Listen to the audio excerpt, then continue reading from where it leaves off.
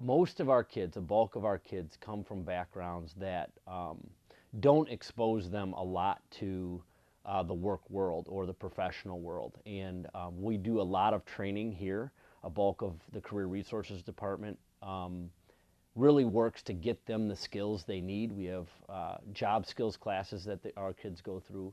We have career exposure that we get them into. We have on-campus jobs that we have them complete, and all of those contribute to their understanding and their work ethic. And what happens is ultimately they need practical experience in the field, and they need to know what it's like to hold a job, a summer job, and then they need to know what a professional environment looks like, because many of them just see big buildings and don't know what happens inside them. So our internship program and our summer jobs program, really what they do is they give our kids very hands-on practical experience that gives them an understanding of what happens in a professional setting. And that pays really massive dividends for them, not just from a career standpoint, but also educationally and therapeutically. We've had kids that have done an internship that have turned their grade point GPA from a 1.5 to a 3.5, just because they were exposed to what someone with a college degree does and how much they get paid, and they say, I can do that, and then they do the rest of the work themselves. But they need that motivation, and a lot of times those summer jobs and internships will turn a life around, as much as some of the other therapeutic things we offer here at Mercy Home. Over my 5 years in this department, as we've created this department, we've had about 125 interns, and many of them will have been in our program here for a year or more, and have been exposed to a lot of the therapy and a lot of the structure and a lot of the tutoring and all the things that we put into their treatment here. And one youth in particular that I have in mind had been in our program for several years and had really kind of reached a wall where he simply was not happy and couldn't seem to get happy. Nothing that we would do would seem to help that very much.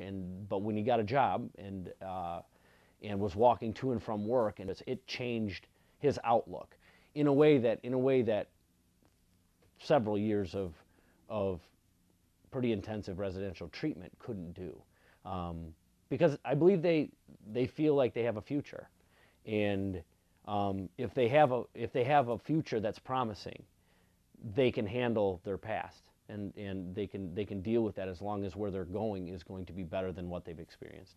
And our internships and jobs program really offers that to them, and it's invaluable. And more than ever before, we need that this year. We have, I think, due to our increased educational and vocational awareness programs, we have more kids than ever that are eligible and have gone through our